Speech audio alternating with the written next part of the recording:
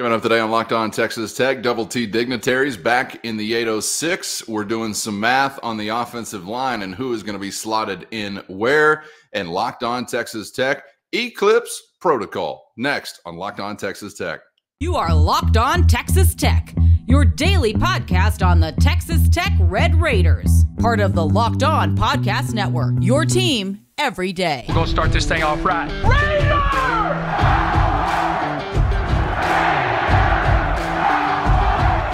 Everything runs through Lubbock.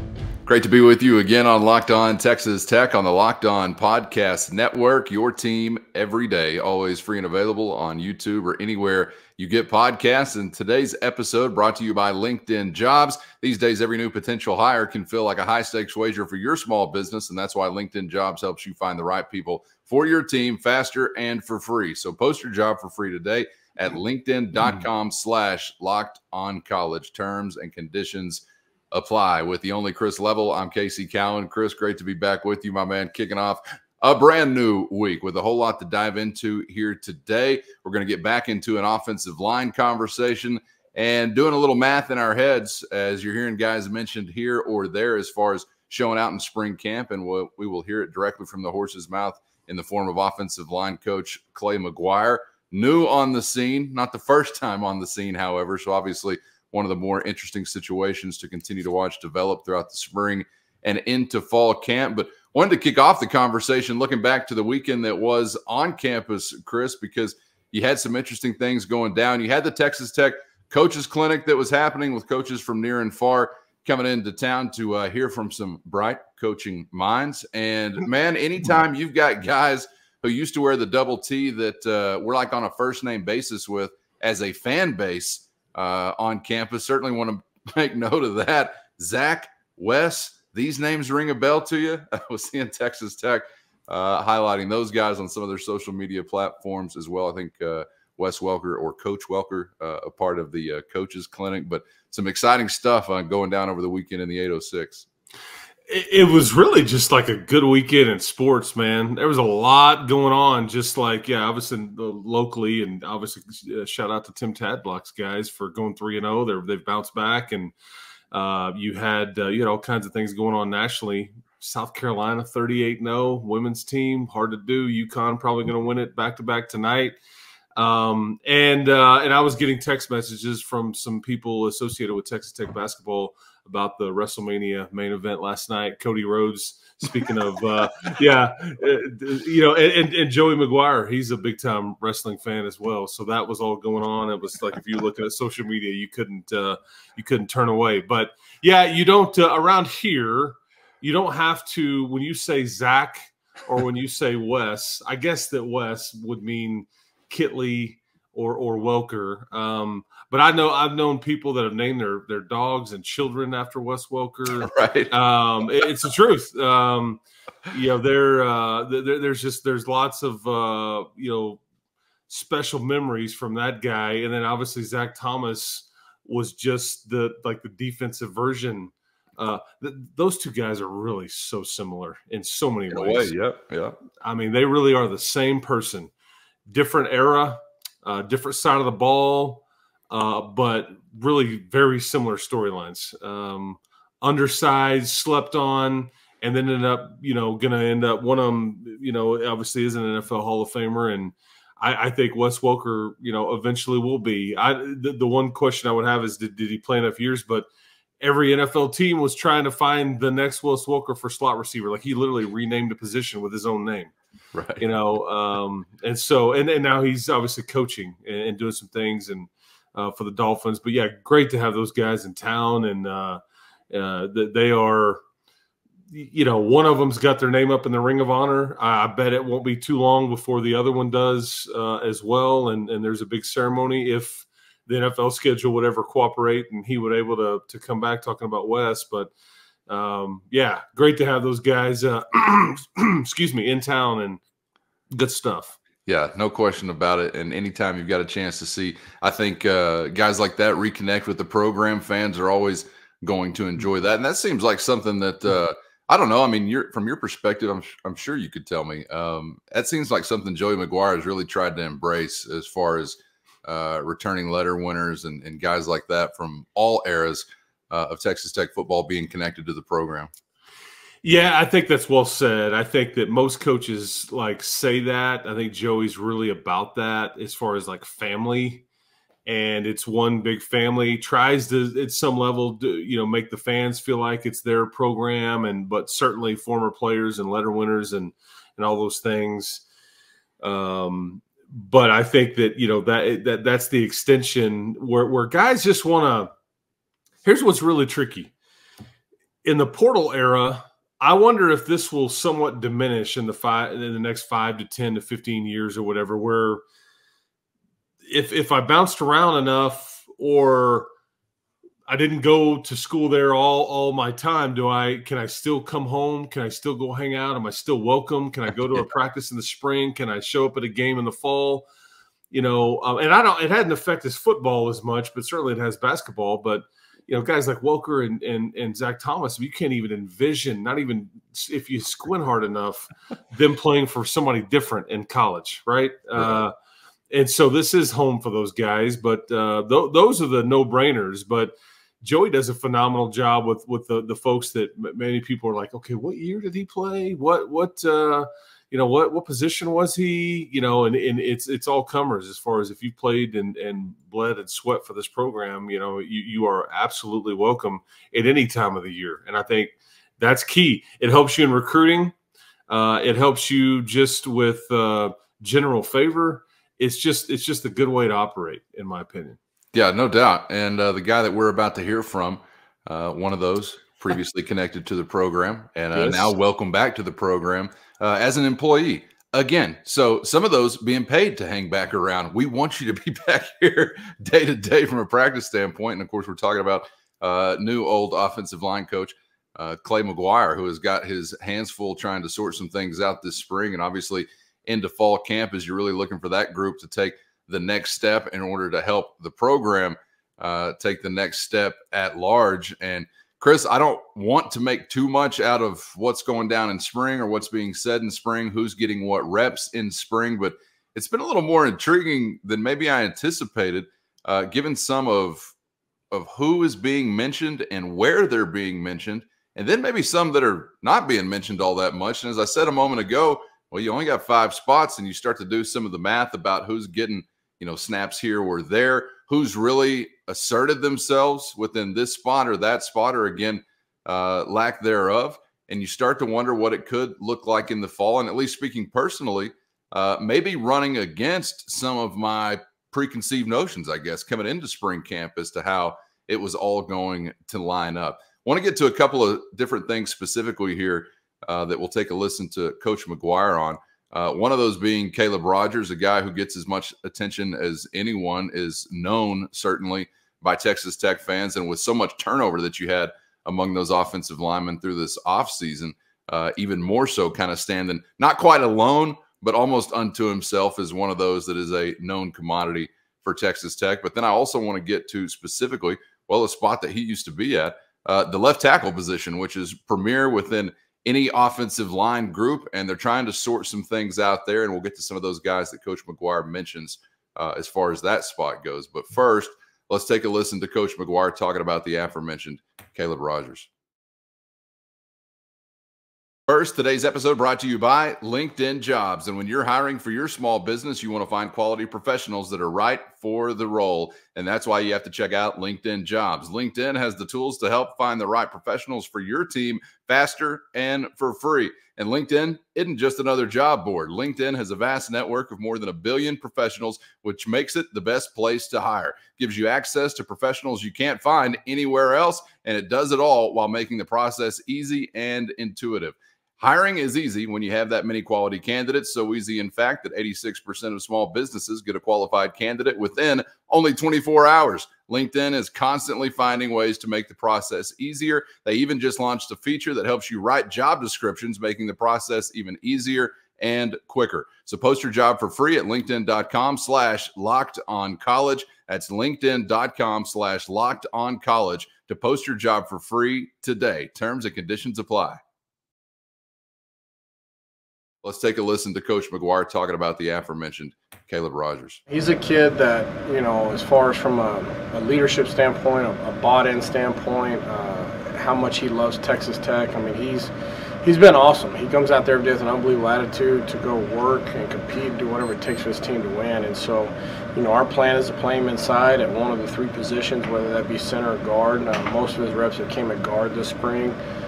He can play center. He's taking reps at center as we've done our off-season work. But, you know, just based on needs and you know, just also trying to figure out problem solving as far as things that might come up. You know, who's going to be, you know, who could possibly be a starting tackle, who could possibly be your first backup tackle, whatever it may be. He's had the opportunity to go bounce out there, and he has the ability to do those things and the mindset to do those things. So it's really it's been really valuable for us to have a guy that we can move in and fix problems and do those things. And I think for him and his development goals of playing at the next level, being, you know, having the ability to be an all 5 position guy would be extremely valuable for him. Rodgers is just, in some ways, Chris, kind of a bewildering player to me because he's such a central figure as far as some leadership and the emotion that he brings to that group and a rallying point. You just heard it described there by Coach McGuire.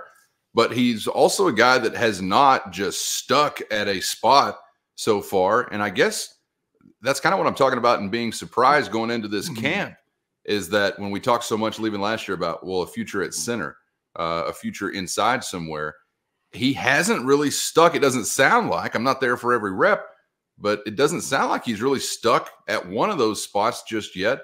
Am I too early to have those kinds of expectations, or what do you make about Caleb Rodgers heading into another season? Oh, I think you make very valid and interesting points just because so there's a couple things here. Caleb has always been, you know, one of your best 5. So that's why he's kind of bounced around a little bit. Part of this is he's bounced around a little bit or has thought to have been, maybe we can move him here, or let's flip him on the tackle deal, because he hasn't just been like all conference at any one spot, but he's also been one of your best 5. And what I was going to say is part of it is because you're not just aces everywhere at the other spots too. So you're trying to figure out where at least up to this point. And I think then you start to transition into, this is going to be his last year, I think, unless I'm miscounting. I think he's heading into his senior year. Please give us some grace on possibly miscounting eligibility. Yeah. I know we're moving away from the COVID era, but it still can be a little tricky. Yes, gosh, dang. But I think as he looks at or peeks at the next level off into the distance, I think that the NFL folks that have come through the program have kind of indicated this is where we envision him, is interior. And so I think that you're trying to check the box that helps you, if you're Texas Tech and Joey McGuire, Zach Kitley, Clay McGuire, all that. You're trying to help, you know, Caleb out by putting him in a really good spot to transition into the professional level, or put his best foot forward and trying to get there. And so, but we don't really have an answer yet, and that's what's interesting. But just remember this though: at the end of the day, he's still going to be what he was, in that he's still going to be one of your best 5 guys. Okay, it's just a matter of where. And I'm kind of fascinated to see, you know, where, just because you have these transfer guys that came in as seniors. I can't imagine you're bringing them in to like not start or not that they're guaranteed anything, but that's kind of the, and then, you know, Ty Buchanan is the right tackle, which I think everybody has talked a lot about. And so it's just kind of like, okay, where exactly does Caleb Rodgers fit? He'll fit somewhere. I just don't know exactly where. And then where he does fit, who was there, or who played that at that position last year and now doesn't have a home. You see what I'm saying? It's kind of a math problem. Oh yeah. And that's the only kind of problems I've ever had with math, are just problems. Oh man, sucked it. Yes, absolutely. So don't take me down that road too far. Have you done a calculus or a I mean, equation or algebra, and maybe in other aspects of our lives, I guess it certainly applies. But some of that math, man, it's like some of that math. Sheesh. And now they teach it completely different. A kid walks in, I don't know, a year or two ago, and he's like, "Hey, I've got this, division deal, and we have to show our work." He's like, "Here's what you have to do," and I'm like, "I don't know what you're talking about." I mean, I had to go back. YouTube it like the young people do. That's one of my great fears as far as my future as a parent is being called upon to help with math. It's 10 o'clock. Can you help your kid with the math problem they're trying to figure out? No, I cannot. At least more than likely. Were my expectations misplaced to believe that going into spring camp, Rodgers was headed to be a center? Because I feel like that is specifically the spot we talked about kind of leaving last year. I know we also had a bigger conversation about he's going inside, but I really felt like we were circling around that center position, and it hasn't really cleared up, I guess, as to him being that. So were my expectations, you think, misguided or misplaced, or has it not happened like they wanted to maybe just yet? Well, things change.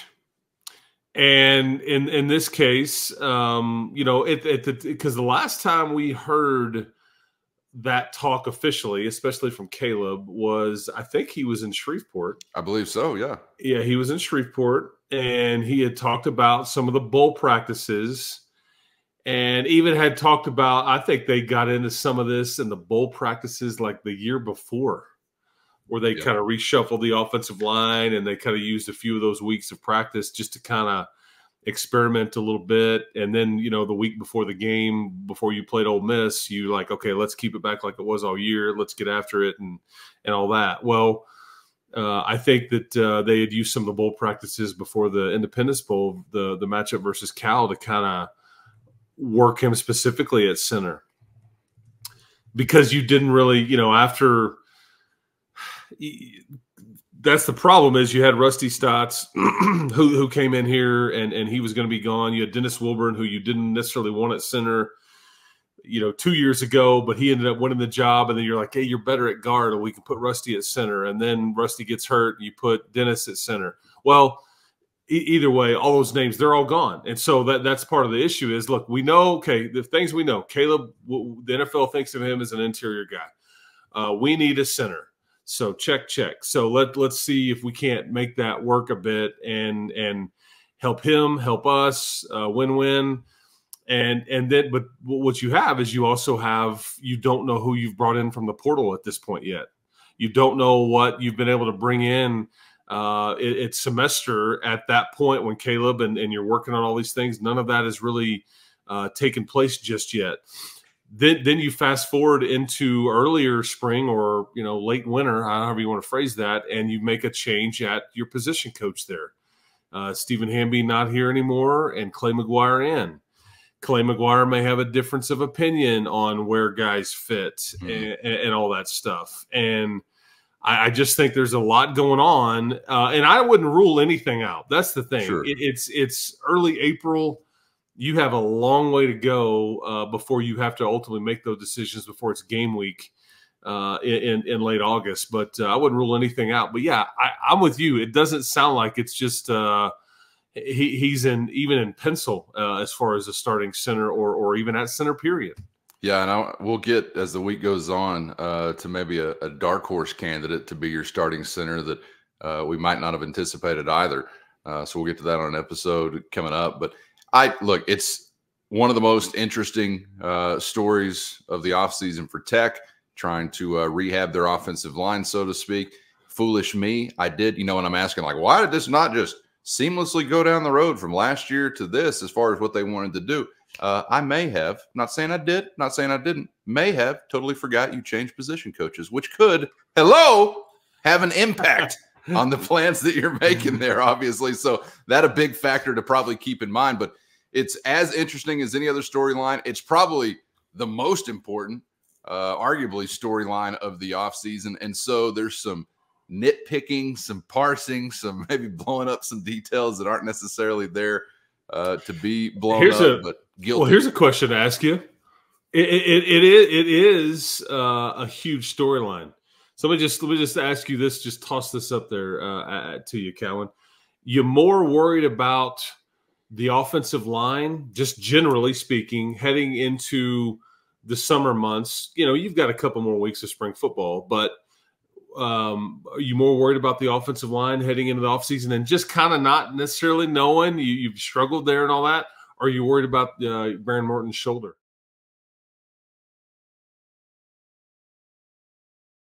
Are you more worried about the offensive line heading into the offseason and just kind of not necessarily knowing you've struggled there and all that? Or are you worried about Baron Morton's shoulder? Because I think they're both very, very valid concerns. Or stuff to worry about if you're into worrying. But I think they're both, it's like a 1 and 1A to me. Yeah, I think prior to the news that we got last week, I would have had to have gone offensive line just because I would have been assuming, I guess, that things had been progressing smoothly with Baron Morton. I don't know that we can assume that anymore. I may say Morton's shoulder at this point, to be honest with you, because you did bring in some guys that we hope are going to help you along the offensive line. You've got a new coach there. I don't really know what to make of that because I didn't know what necessarily to make of Stephen Hamby as far as being an offensive line coach. So is that going to be some big difference or big boost? I don't know, but you got a guy that's a little longer in the tooth, obviously, as far as that's concerned. So yeah, 1A and 1B definitely, but Morton may be my 1A at this point. And the thing about these two options is they kind of go hand in hand, right? I agree.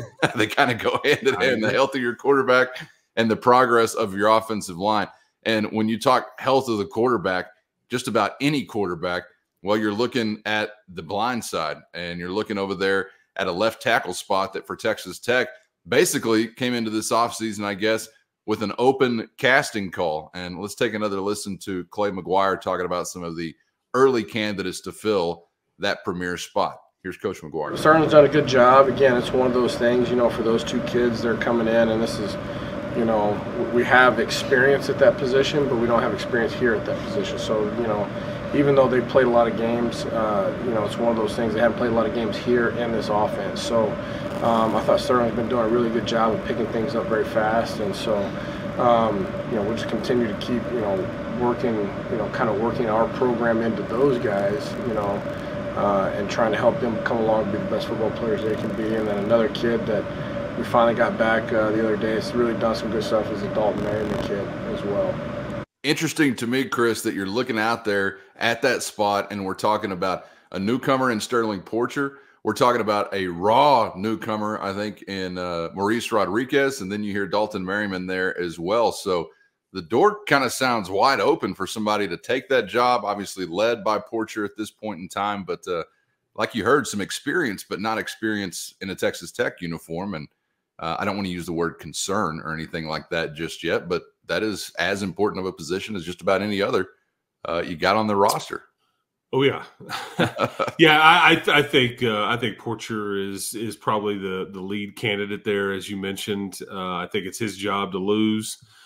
I think Dalton Merriman is an intriguing guy with his measurables. I think he's 6'7", 6'8". Just, I think somebody that was injured some of last year or had to have some surgery, I think, maybe, and then wasn't necessarily cleared until just a couple of weeks ago.